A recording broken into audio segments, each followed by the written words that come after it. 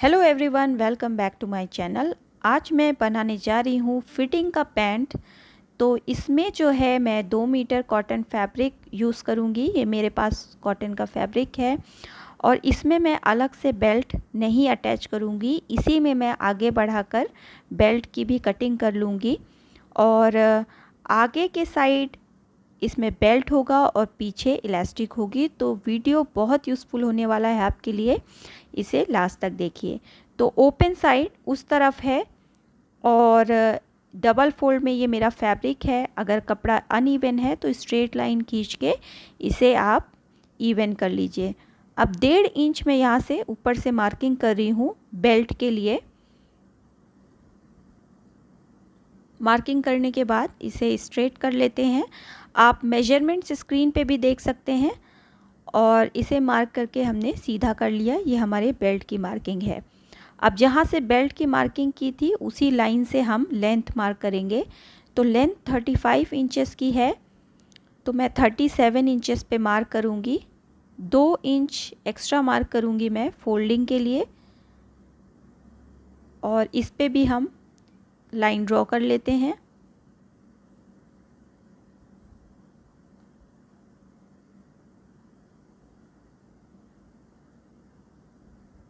तो ये देखिए, ये हमारा फोल्डिंग का मार्क हो गया। अब हम लगाते हैं हिप की मार्किंग। तो सबसे पहले ये जो खुला पार्ट है जो कि दूसरी तरफ है, इसे हम कन्नी का पार्ट हटा देंगे। तो मैं एक स्ट्रेट लाइन खींच देती हूँ क्योंकि जो ये वाला पार्ट होता है ये स्टिचिंग इसमें परफेक्ट नहीं आती है, तो इसे हम हटा देंगे। अब जहाँ से लाइन खींची है कन्नी के लिए, वहाँ से हिप का 4th पार्ट हम लगा देंगे। हिप का 4th पार्ट हम लेंगे तो 39 का 4th पार्ट होता है 9.75। 1 इंच की लूजिंग ली। अगेन 1 इंच मैं मार्क कर रही हूँ डार्ट के लिए। तो ये हमारा 1 इंच लूजिंग के लिए और 1 इंच डार्ट के लिए हो गया है। अब हम क्रोच एरिया मार्क करते हैं। तो क्रोच की जो लेंथ है वो मैं ले रही हूँ 11 इंच की, क्योंकि फिटेड ट्राउज़र्स में क्रोच लटका हुआ बिल्कुल अच्छा नहीं लगता। तो 11 इंच पे इधर से भी मार्क कर देंगे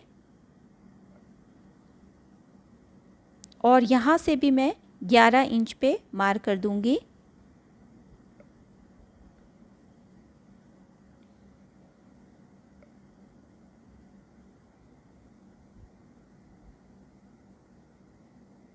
अब ये वाला जो हमारा पॉइंट हमें मिला है, इसे हम मिला देंगे अपने ऊपर का जो हमने मार्क किया हुआ था उससे मिला देंगे। तो ये हमारा हो जाएगा क्रोच। अब इस लाइन को मैं थोड़ा सा आगे बढ़ा देती हूँ, इसको थोड़ा डार्क कर देती हूँ ताकि आपको अच्छे से दिखाई दे। और अब हमें करना क्या है कि ये लाइन आपने देखा थोड़ा क्रोच की तिरछी आई है। अब इसके बाद हम मार्क करेंगे अपने थाइस पे। तो थाइस 24 की है मेरी, 24 का हाफ होता है 12। तो 12 इंच पे ये मैंने मार्किंग कर दी, आपने देखा। 12 इंच पे मार्किंग करने के बाद इस पे हम गोलाई लगा देंगे।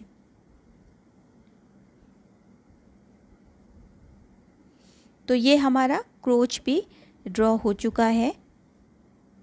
अब इसके बाद हम यहाँ से लेकर और वहाँ तक की लेंथ का हाफ कर देंगे।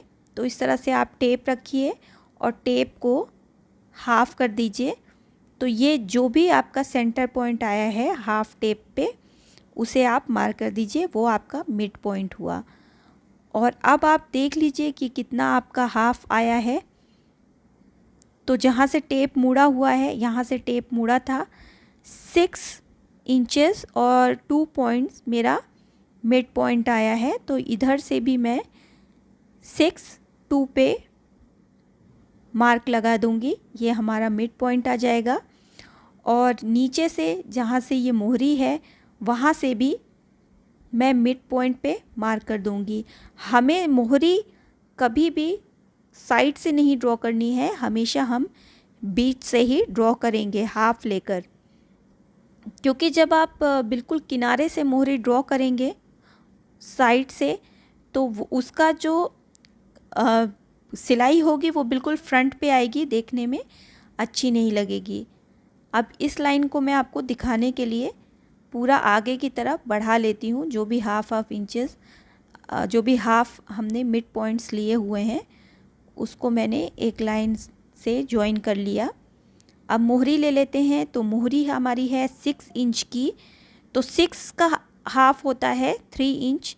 तो बीच से टेप लेके 3 इंच इधर से और 3 इंच उधर से मार्क कर लेंगे और इस तरह से लाइन ड्रॉ कर देंगे। अब शेपर की हेल्प से हम इसे ज्वाइन कर देंगे क्रोच से।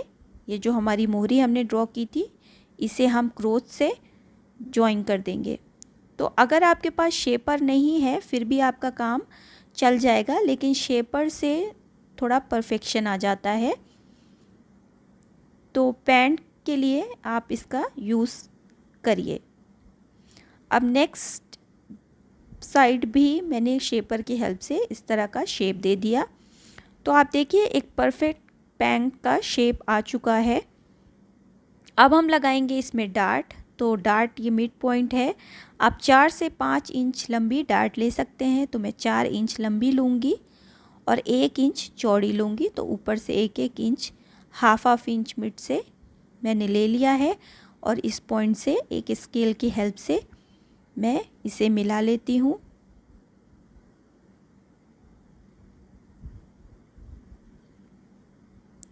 तो हमारी मार्किंग पूरी हो चुकी है। अब हम इसे एज़ इट इज़ कट कर देंगे। तो कट करने में आपको कुछ भी अलग नहीं करना है। ये जैसा भी आपने ड्रॉ किया है सेम वैसा ही आप इसे कट करके बाहर निकाल लीजिए। तो देखिए मैंने अपना आगे का जो पार्ट है पैंट का उसे कट करके निकाल लिया है। और अब हम पीछे के पार्ट की कटिंग करेंगे। तो मैंने बचे हुए फैब्रिक पे हमारा ये ट्राउज़र रख दिया है, आगे का पार्ट रख दिया है। अब इसके बाद हमें क्या करना है, इस तरह से जो आपका कमर का हिस्सा है, क्रोच का हिस्सा है, उसे आगे बढ़ा दीजिए। आगे मैंने बढ़ा दिया और जो हमारा पीछे का हिस्सा रहता है वो हमेशा आगे के हिस्से से उसका जो भी क्रोच रहता है वो 2 या 2.5 इंच ज़्यादा रहता है। तो देखिए मैंने क्रोच की तरफ से ये कमर का हिस्सा क्रोच की तरफ से 2 इंच ज़्यादा ऊपर मैंने निशान लगा दिया।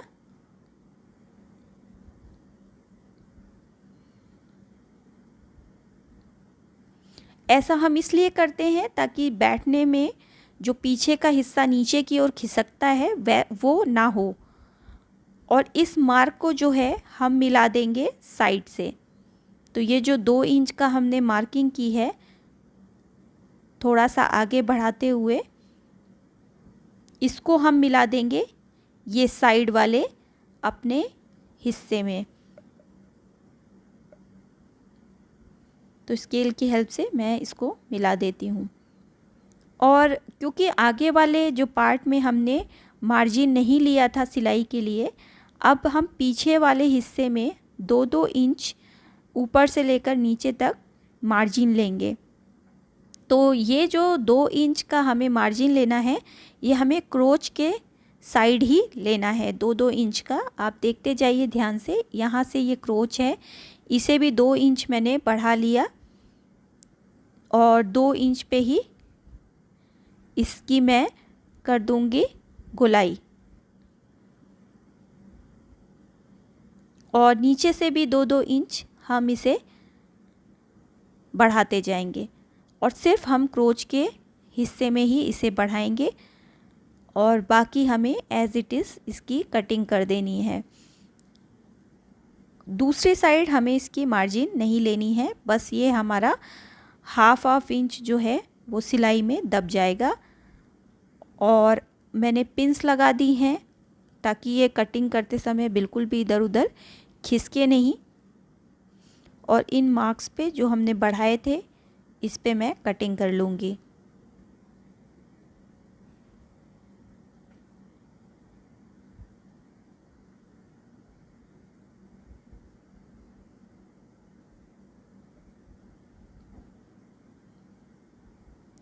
और इधर के साइड वैसे ही कटिंग कर लेंगे जैसे कि हमारा फ्रंट का ट्राउज़र है। इसमें हमें कोई मार्जिन नहीं लेनी थी।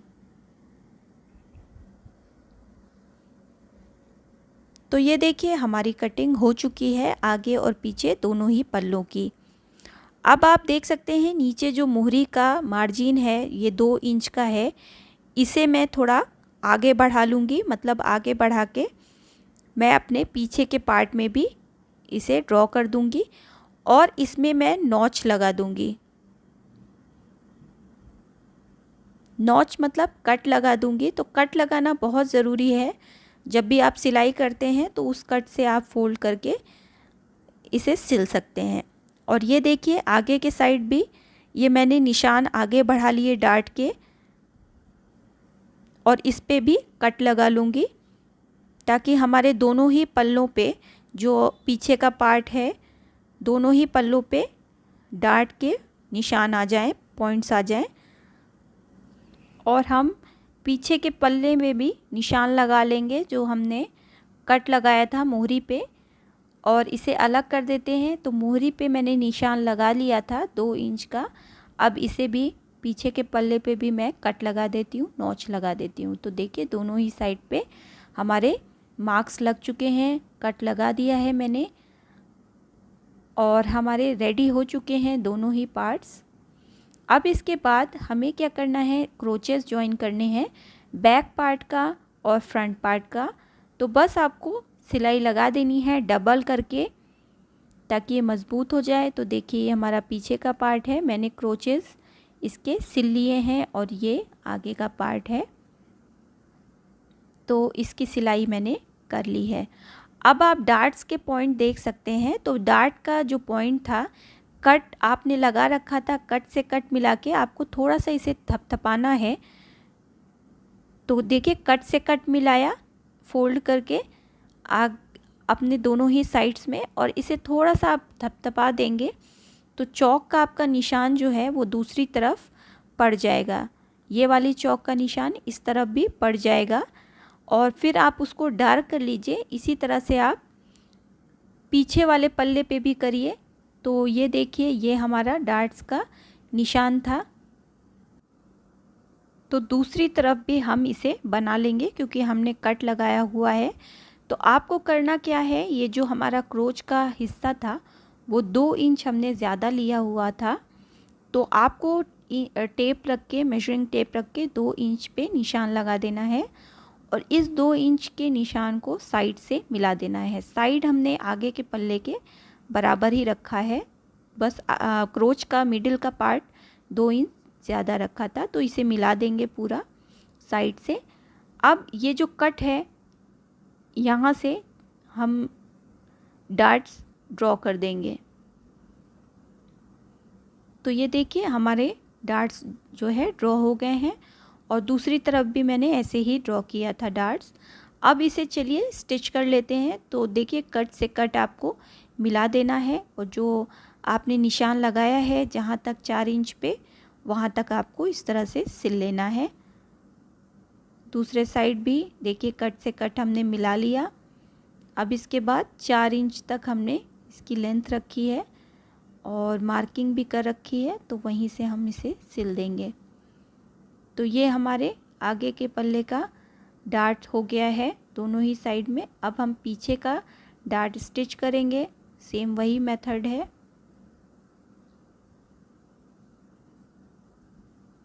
यहाँ पे भी ऐसे ही करेंगे।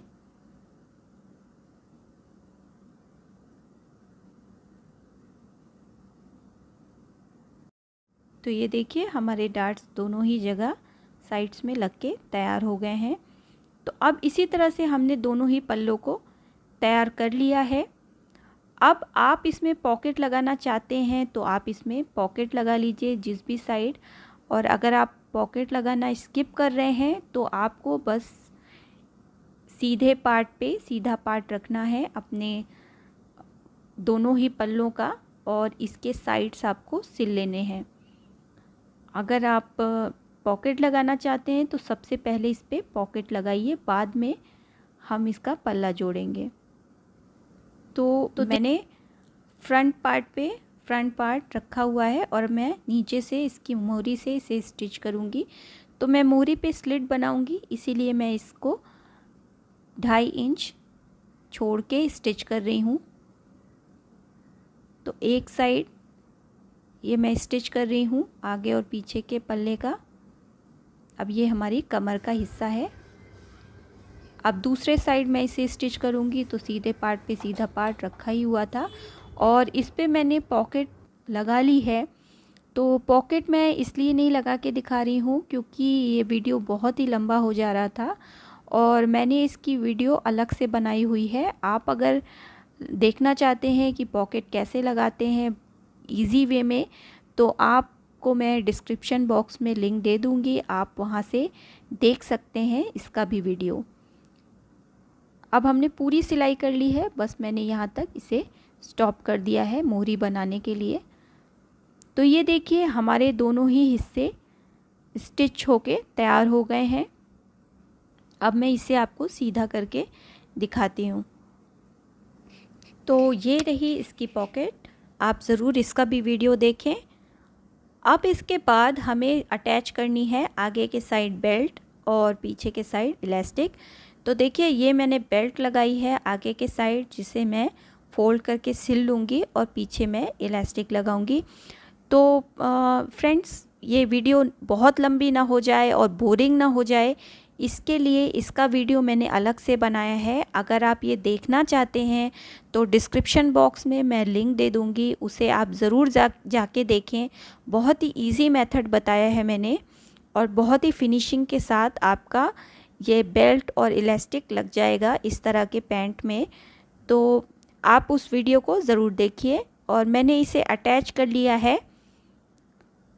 तो आपको मैं इस तरह से दिखा देती हूँ। पीछे के साइड देखिए मैंने इलास्टिक अटैच की है और आगे के साइड मैंने बेल्ट अटैच की है और इसमें मैंने स्लिट वाली मोहरी भी बना ली है।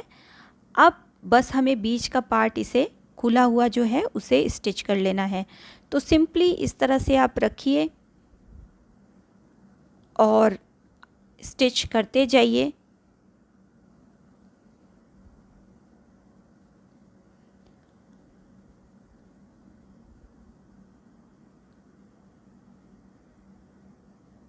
तो आपको क्रोच पे ये जो सिलाई है, आपको सिलाई मिलानी है आगे और पीछे की, और बस आपको अच्छे से इस पे सिलाई लगा देनी है।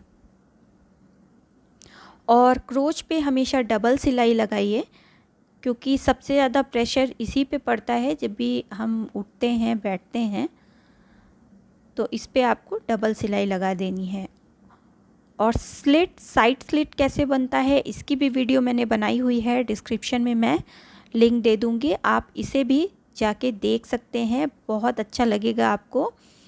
अब ये हम एंड पे आ गए हैं मोहरी के। तो अगर वीडियो काम का लगा हो तो प्लीज़ मेरे चैनल को सब्सक्राइब करना मत भूलिए, बेल आइकन के बटन को दबाइए क्योंकि ऐसे ही यूज़फुल वीडियोस मैं डालती रहती हूँ अपने चैनल पर। Thanks for watching.